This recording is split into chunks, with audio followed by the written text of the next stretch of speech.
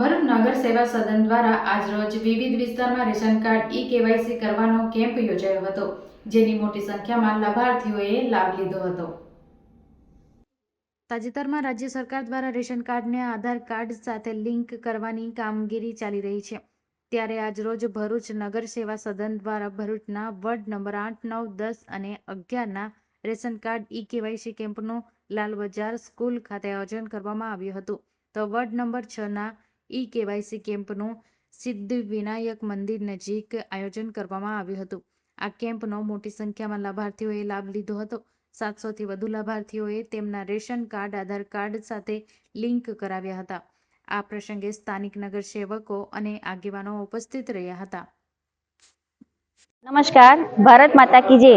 આજ રોજ ward number 6 માં કેવાયસી નો પ્રોગ્રામ રાખવામાં આવ્યો હતો, જેમાં ઘણા ગ્રાહકોએ એમાં સહભાગી થયા છે।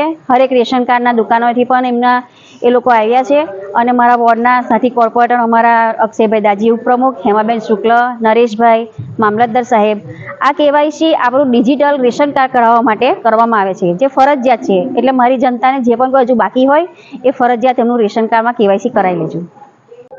હું મોહઝમ બોમ્બેવાલા આજ રોજ લાલ બજાર મિત્ર તારા ખાતે મામલતદાર કચેરી ભરૂચ અને FPS અમારા સાથી મિત્રો દ્વારા અહીં એક કેવાયસી કેમ્પનું આયોજન કરેલું છે।